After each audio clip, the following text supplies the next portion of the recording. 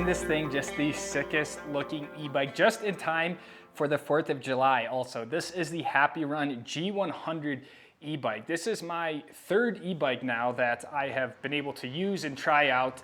And the second one of the category that I'm gonna say is kind of like a cafe racer, where it does have pedals, it has all the features of a mechanical bicycle, but to me, it's really kind of like an electric mini motorcycle. These things are super fun to cruise around on, and HAPPYRUN did send me this free of charge, but they didn't, tell me anything to say. They didn't pay me to make this video. So just gonna kind of talk about some of the features of this e-bike, what makes this one a little bit different from the other ones that I used, and just kind of cruise around beautiful Park City on this beast of a bike.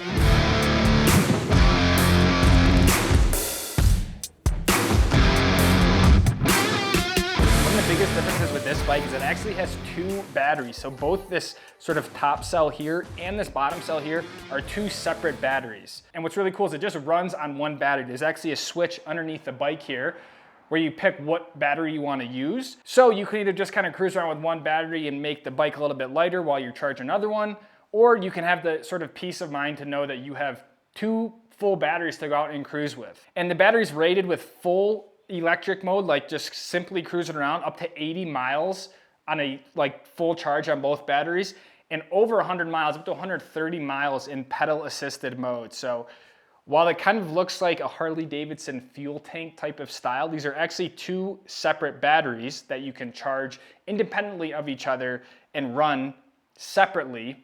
So you just have sort of twice the juice, twice the power, and just makes for like a really cool sort of setup. This is also definitely one of the more snappy e-bikes that I've used. It has a 1,000 watt rated power motor, brushless motor on it. So it has a top speed of around 38 miles an hour. And it can kind of tackle grades all the way up to about 30 degrees in slope. So this thing's an absolute beast. It has a lot of torque too. It's pretty zippy. And then also, if you couldn't tell, with the monster rear coils in the back, the sort of dual, almost downhill looking fork up front. It has adjustable compression on the suspension. I don't think you can adjust the rear, but the point of the matter is that it's a full suspension bike. So it is rated to kind of go off-road. You're not gonna go take this on a downhill mountain bike trail or to the bike park or anything like that. But the suspension combined with these fat, knobby tires here, I mean, it's meant to be able to go cruise around on the gravel, like a little bit of sort of off-road stuff. And then lastly, some of the safety features on here, which I just think are so paramount when you have sort of a machine of this caliber and you're gonna be out cruising around. It has brake lights, it has a headlight, it has turn signals, it has a horn. It's got the 7-speed Shimano cassette and derailleur and stuff like that. That's pretty standard on these e-bikes. So, and this bike is also fully waterproof, which is nice because in the rare event you get caught in the rain or something like that, you don't have to worry about your bike kind of, crapping the bed. You can at least make it back. So all in all, from like a feature standpoint, I think HAPPYRUN did a really nice job sort of paying attention to those little details and kind of creating a full package bike, from the suspension to the braking to the safety features. There's really not an area here where I feel like they kind of missed the boat. And to be honest, of the limited number of e-bikes that I've used, this has become my favorite one to go zip around on. So once you select what battery you want the bike to run on, all you do is you hold this S button over here, you'll hear the beep, then you take your RFID card and there's like a little spot right here. You'll hear a beep again. And now you basically unlock the bike to be able to use it. So that key card is really like the key to actually turn it on. And then by cycling through the S button, you change sort of the speed of the motor. So 1, 2, 3, 4, 5. So that would be kind of max power. I will say the screen is, I can't even see the screen. I don't think you guys probably can on this camera either, unless I go like this. So on a sunny day, I can't even, it needs like a sun hood, something like that. But that's how you turn the bike on. Let's go cruise around, give you a sense of how the bike rides, what it sounds like, all that good stuff. So we are going on the road for this test because the bike path speed limit around here is like 15-20 miles an hour, and this thing just a little bit quicker than that. And I think this is a good area for some hills and stuff like that. So we're going about like 24 right now, which is actually about the speed limit. Yeah, you can barely see the screen here, which is like really tough. About 15 miles an hour, 17 miles an hour going up this pretty big hill. This is a pretty steep grade for sure, and it's just kind of slowly chugging along. You have your horn here, You have your blinkers, left and right. And it kind of gives you this audible cue so you know that your stuff is activated.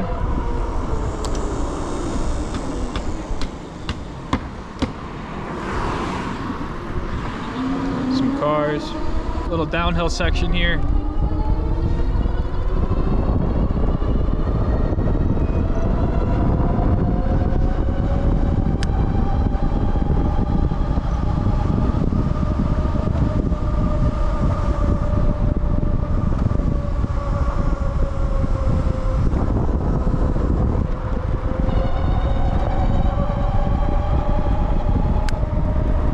That's 37 miles an hour. We're at one of my most favorite views in Park City, being able to look at the mountain and out towards Kimball Junction. It's called the Cove Trailhead here, but unfortunately there's no e-bikes, much less like motorcycles, allowed on this little path. But I wanted to share with you guys.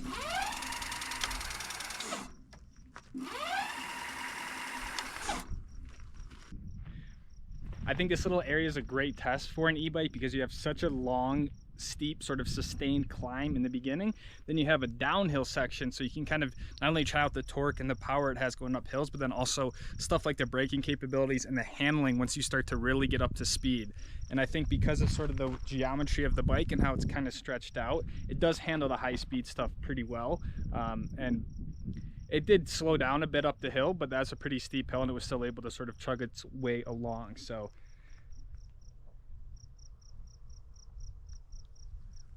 definitely a ripping little bike, but I want to try to get some sort of like gravel off-roadish type stuff on this bike.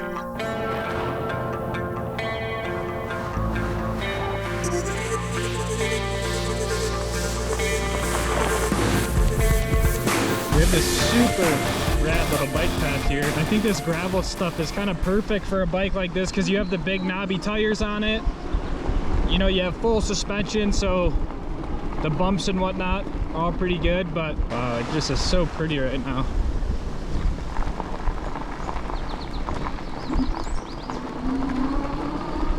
I do feel like the bike's like a little, it's like, it feels big for stuff like this.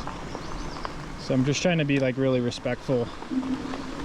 Whoa, this is so cool though.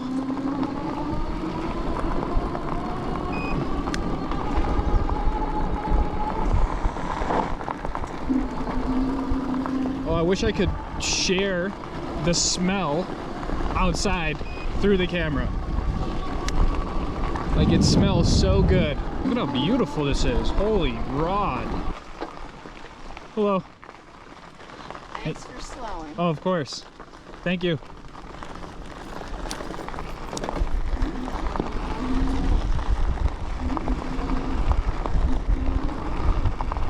I will say, sometimes it's hard to go slow on these. Like, as soon as I start to pedal, and if I, like, it kicks in like mega. There is something so fun about riding these e-bikes, like these little cafe racers. Again, it's not something you're gonna bring like to a bike park or like even on any sort of like crazy off-road trails, but if you're in a place where you have like bike paths and just like spaces like this, getting one of these cruisers is just such a cool way to explore whatever, you know, town you're in.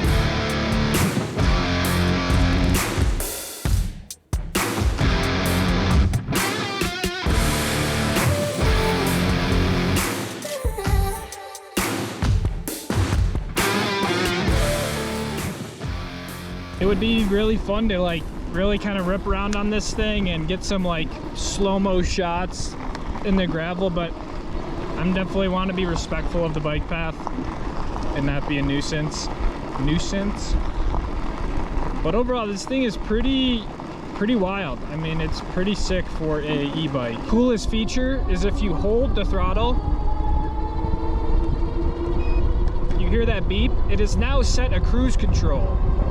So I'm kind of cruising at 24 miles an hour, and it'll just kind of keep that speed, which is nice because then you don't have to like always be cranking this thing. And I could set it so, you know, if I wanted to slow down to like the legal limit here, that's 15.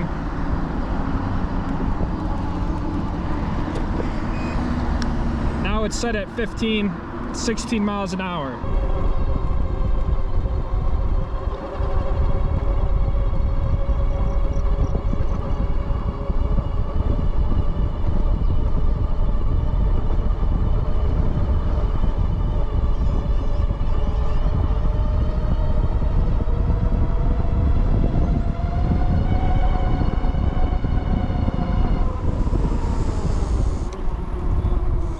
This shows we've gone about 9 miles and we have over half of a battery still. Might be getting closer to about 20 miles per battery, and then I still have the other battery I could switch on. So right now I would say I'm about 40 miles running it as hard as I am. So the 60 miles might be a little bit like high. That might be like in kind of perfect type of conditions, but right now I am getting about, yeah, it looks like on pace for about 40 miles, which again, if you think about like where you're going to be riding this thing, like you can go a long ways in 40 miles. Like even just all that ripping around, I was only 8 miles. Yeah, pretty fun little bike. So after riding the G100 around Park City for the last few days, there are 3 things that I really enjoy about the bike. The first thing, and perhaps like the most important, is the cruise control feature. The other e-bike that I had did not have a cruise control feature, and while you're twisting the throttle, for over long distances, it kind of creates like this awkward strain on your wrist if you're just holding it sort of like wide open.